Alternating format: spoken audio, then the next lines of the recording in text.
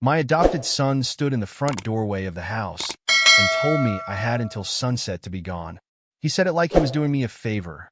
Calm voice, folded arms, that cold, practical tone people use when they want cruelty to sound like administration.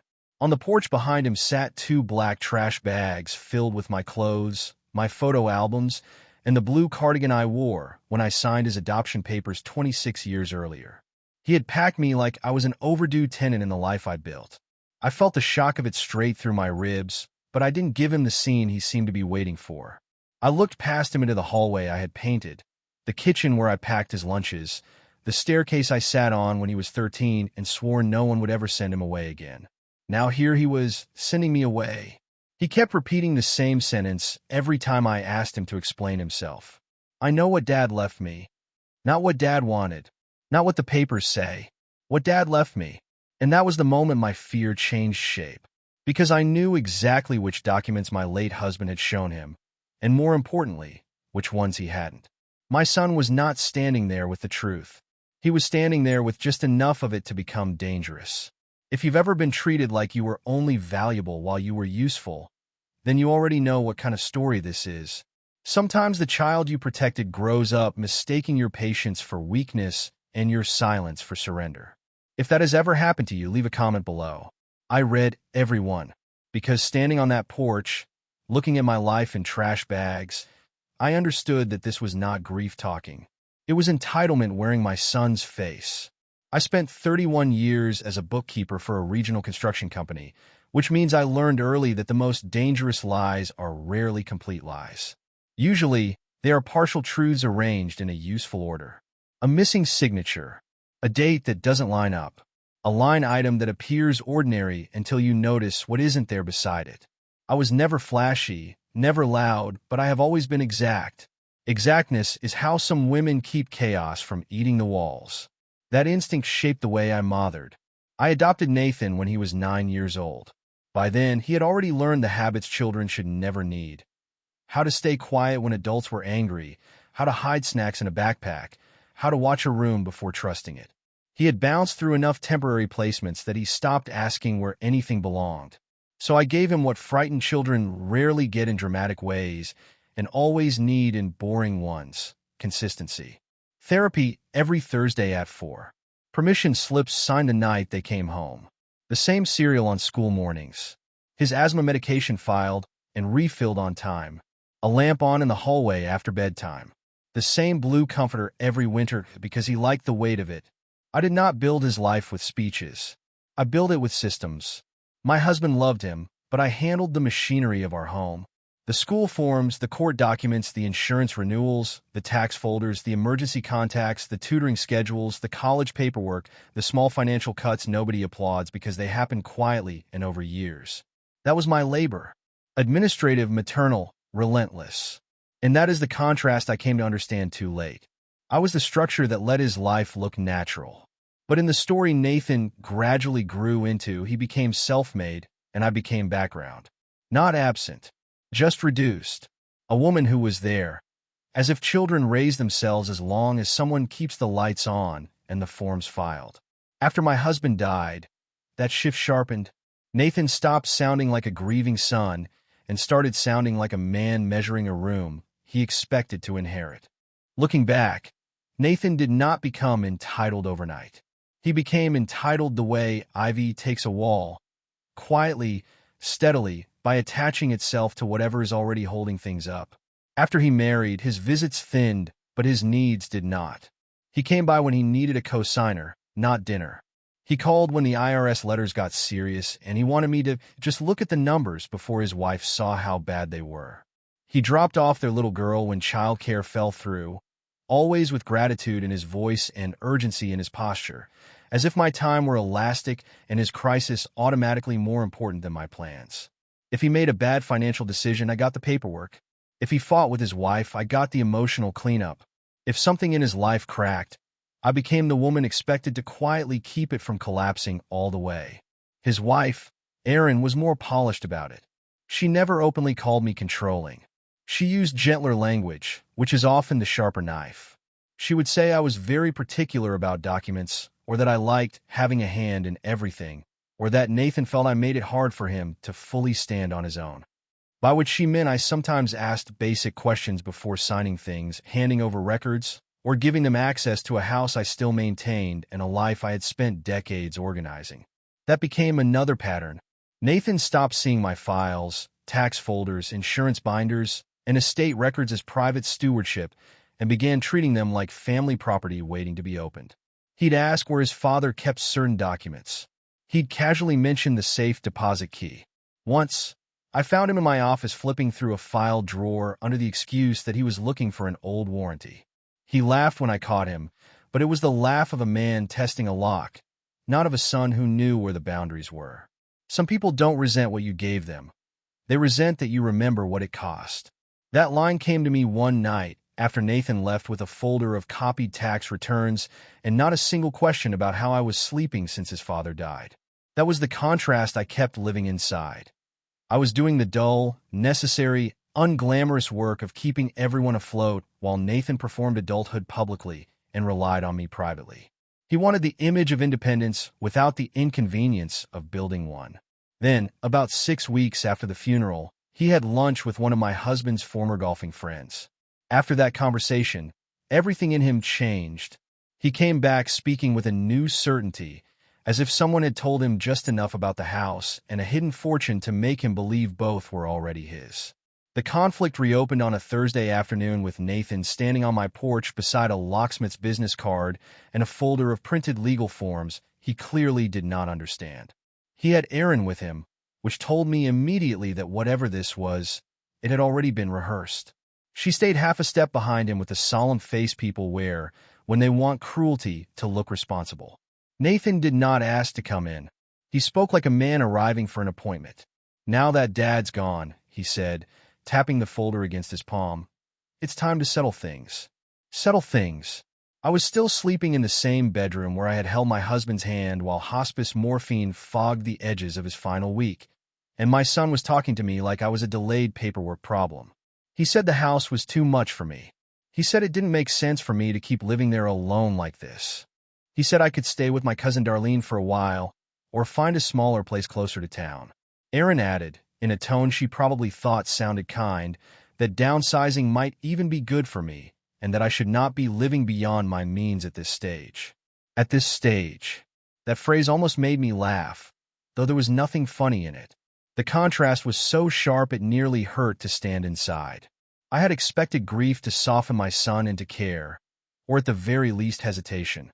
Instead, he had arrived with forms, options, and a plan for relocating me out of the home where I had raised him, loved his father, and buried more than one version of myself already.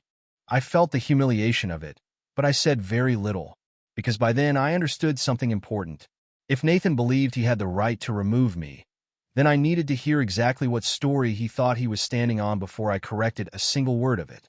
That evening, I called Martin, my husband's old financial advisor, mostly to hear my own suspicions spoken by someone who had known us both for years. I told him what Nathan had said, the legal printouts, the locksmith card, the sudden urgency. Martin was quiet for a moment, then said, "He's moving too fast for this to be grief, Helen. That sounds like someone acting on half information." Half information. That was exactly what it felt like. I thanked him, hung up, and stood alone in my office with my hand resting on the metal drawer of the old file cabinet. I could feel the warning in my body as clearly as if it had been written across the room. Nathan was not confused. He was emboldened, and emboldened people reveal more if you don't interrupt them too soon. So I set myself one private rule. Do not correct him until he fully shows his hand. That is the difference between panic and pattern recognition. Panic wants relief. Pattern recognition waits for proof. Nathan was rushing toward possession. I had spent a lifetime learning the value of letting people finish telling on themselves. I slid open the bottom drawer of the cabinet, moved past tax binders and insurance folders, and reached for the sealed brown file at the back. I already knew there was one document my son had never seen. Nathan came back 2 days later with Erin, his brother-in-law, and 3 empty storage bins in the back of his SUV. He did not ask whether it was a good time. He walked in with the confidence of a man who believed the house had already shifted under his feet, even if the deed hadn't. Aaron went straight to the kitchen and started opening cabinets to see what should stay. Nathan's brother-in-law stood in the living room with his hands in his pockets, avoiding my eyes in that familiar way people do when they know they're helping with something ugly but want moral credit for looking uncomfortable. I felt the humiliation of it immediately, but I did what I have always done when a room turns false. I got quieter. Nathan moved through the house talking in future tense. This room would make more sense as an office. We could open this wall up. The upstairs carpet has to go. The word we kept appearing like mold in a damp corner. Not maybe. Not later. We. I followed him at a measured pace, listening. When he reached the den, he picked up a framed photo of our adoption day and smiled without warmth. You know, he said, you got a lot of credit for this. For this. As if taking in a frightened 9-year-old, sitting through panic attacks, holding school meetings, paying therapists, and staying up through fevers had been some public relations campaign that happened to involve a child. I felt that one low in my stomach, but I set the photo back on the shelf and said nothing. That seemed to embolden him. He started talking more openly, as people do when silence looks like surrender. He said his father was the one who had really changed his life. He said love was one thing, but what really mattered was what Dad had built. Then, while Aaron folded my linen napkins into one of the bins, as if she were helping me simplify, Nathan looked around the room and said, you can't keep living like this forever. At some point, you have to know when your part is done. Your part is done. That was the line that finally made the room show its shape to me. Not one person corrected him. Not Aaron. Not the brother-in-law. Not my sister-in-law, who had come by just to help and was now standing in the hall pretending to study a lamp. The contrast could not have been clearer. Nathan had public certainty. I had private knowledge. He was speaking like an owner because he believed control had already passed to him the moment his father died. He was not testing a possibility anymore. He was about to name a right he thought he already had. I let Nathan finish circling the den before I walked to my office and brought back the brown packet my husband had sealed 6 months before he died. It was still marked in his handwriting. For Helen, only if Nathan tries to remove you from the house. That line changed the air in the room before I even opened it. Nathan frowned, but I could see it in his face already. That quick flicker people get when they realize there was a chapter they were never handed. I felt my heart beating harder than I wanted, but my hands stayed steady. That is the advantage of a life spent around ledgers and legal folders. Paper calms me. Facts organize fear. Inside the packet was exactly what I suspected and more than Nathan had imagined.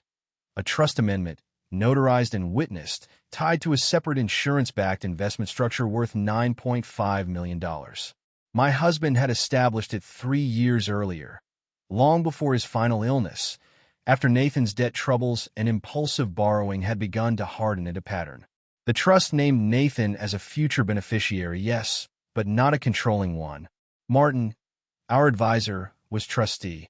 I retained life occupancy of the house, primary authority over household records, and veto power over any early distribution request tied to coercion, instability, or attempts to displace me. I read one section twice just to be sure I was seeing it correctly. Any effort by Nathan to remove, pressure, intimidate, or unlawfully influence Helen's residence, property access, or estate authority would trigger an immediate review and suspension of discretionary distributions. Suspension. I looked up at my son standing in the doorway of the den with his jaw tightening by the second, and I understood the whole shape of it. He thought secrecy made him powerful. He thought because someone had hinted at money and he had found partial papers, he was the one holding the hidden advantage. But the only person in that room who actually understood the structure was the woman he was trying to evict. That was the real revelation. The $9.5 million had never been hidden from me. It had been hidden from him on purpose. Nathan did exactly what entitled people do when truth appears in a form they don't control. He got louder. Not immediately. First he tried disbelief, then annoyance, then that hard little laugh men use when they think confidence can replace comprehension. Aaron stepped closer to him, arms crossed, while the others in the room went still in the way witnesses do when they realize something has turned from family tension into documented fact. Then Nathan looked straight at me and said the line I think he had been building toward all week. Dad left that money to me, and you're just sitting on it. There it was. Not grief. Not confusion. Not even the practical concern he had been pretending to express about my age, the house, or what was manageable. Just possession, clean and ugly. He wasn't speaking to me like a son confronting his mother. He was speaking to me like a claimant addressing a temporary custodian who had failed to hand over the keys. In his mind, motherhood had an expiration date. Adoption had given me credit, perhaps affection, maybe even legal usefulness when he was small. But now that there was money in the story, he believed bloodline logic, manhood, or imagined inheritance rank had finally outranked the years I spent making his life possible. That was the contrast laid bare. He called himself the wronged one, while actively trying to erase the woman who had built the ground he stood on. And in that moment, I understood the real demand had never been efficiency, closure, or settling things.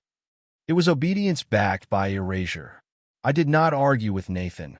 I did not list my sacrifices. I did not remind him who sat through therapist offices, signed report cards, or paid braces in monthly installments. People who want to erase your labor are rarely moved by hearing it repeated. They are moved by structure, especially when that structure closes around them. So I called Martin on speaker. Nathan actually smiled at first, as if another older man on the line might somehow rescue his version of reality. Martin answered, and I told him, very plainly, that Nathan had attempted to remove me from the house and was asserting control over the trust. Then I asked him to confirm the relevant terms in front of everyone present. If you've ever had to stay calm while someone tried to claim what they never built, then you already know how strange that kind of steadiness feels. Your pulse can be racing while your voice stays level. Mine did. Martin went point by point. The trust, the house title, my life occupancy rights, the adoption language naming Nathan as beneficiary only under supervised terms, the protection clause triggered by coercion, intimidation, or displacement, the review requirement, the trustee's authority to suspend discretionary distributions pending conduct review. Then I read the line aloud myself. You were never the account holder, I said. You were the condition. No one in the room moved. I placed the trust amendment beside the house title and the adoption file, as if I were closing out a ledger. Then I explained the part Nathan had missed entirely. By trying to force me out, he had activated the exact clause designed to protect the estate from his impulse and anyone encouraging it. Access was now subject to formal review. Early distributions could be delayed, possibly restricted, potentially forfeited if the pattern of coercion continued. Aaron went pale first. Nathan looked at the papers, then at me, then back at Martin's name glowing on speakerphone, and I watched the understanding hit him in stages. The money he thought I was withholding had never been his to command, and by trying to take it, he had endangered the only path he had to it at all. Nathan's face did something I had not seen since he was 15 and caught in a lie too large to improvise around. First came denial. He said Martin was twisting things. He said my husband would never have set it up that way if he had really trusted me. Then came anger. He started pacing, talking over everyone, insisting this was exactly why I had always liked paperwork so much, because it gave me a way to control people. Erin joined in just long enough to call the trust language cruel, but her voice was thinner now, less certain. Cruel is a word people often reach for when rules suddenly apply to them. Then came revision. Nathan claimed he had only been trying to help me downsize, that he never meant to pressure me, that the trash bags on the porch had been temporary sorting. My sister-in-law, who had gone so quiet I had almost forgotten she was there, finally spoke up and said, "Nathan, you literally told Greg you were taking the den wall out and turning the upstairs into a primary suite." That landed hard, because it was true, and everyone in the room knew it. He had been planning renovations in a house he did not own, counting money he had not inherited, spending authority in his head before confirming a single fact. And that completed the contrast more cleanly than anything I could have said myself. I had protected the structure. He had treated it like an unlocked prize. After that, his anger buckled into something uglier. Pleading, not with me at first, with Martin, asking whether review really meant review, whether this could be worked out internally, whether one misunderstanding could ruin everything. There was at last the frightened dependent man under all that practiced certainty. The boy who once slept in shoes because he thought every place was temporary had grown into a man who tried to secure permanence by force. I might have pitted that if he hadn't brought trash bags to my porch. So I didn't beg for gratitude. I didn't ask him to understand me. I didn't try to repair his opinion of me in front of that room. I simply told Martin to proceed with the review, asked everyone to leave my house, and stepped back into the one role I should never have surrendered: the woman in lawful control of her own life. And for the first time in years, Nathan had to stand there and watch authority move away from him. The review lasted 11 weeks. During that time, Nathan's access to anything discretionary was frozen. The house remained entirely under my control, and Martin formalized every boundary my husband had hoped I would never need. Locks were changed. Communication went through counsel for a while. A written notice clarified occupancy rights, estate authority, and the exact conditions under which Nathan could someday still benefit if he stopped behaving like possession and coercion were forms of adulthood. A few relatives called me harsh. They used words like pride, misunderstanding, family pain. But once they learned Nathan had tried to put me out of my own home before he even understood the estate, most of them went quiet. Silence has a way of arriving when the facts become too embarrassing to rearrange. That was the contrast in the months that followed. Nathan created chaos by reaching for control too soon, too greedily, too publicly. I restored stability by doing what I had always done best: stepping back into documented authority and letting structure carry what emotion no longer could. I did grieve him in a way, not because I missed the man who put my life in trash bags, but because I finally had to let go of the belief that motherhood guaranteed eventual recognition. It doesn't. Sometimes all it guarantees is that the child assumes you will survive whatever version of them they become. Losing the fantasy of ownership cost Nathan more than money. It cost him the illusion that I would always absorb his worst self and stay. Motherhood is not a lifetime lease on your dignity. You can build a life for someone, protect them, love them, and still refuse to be mistreated inside the very life you helped create. Love is not the same thing as surrender, and raising someone does not mean forfeiting the right to be treated decently by them. If you've ever been expected to keep giving while someone else claimed the credit, leave a comment below. And subscribe for more calm, proof-backed justice stories like this one.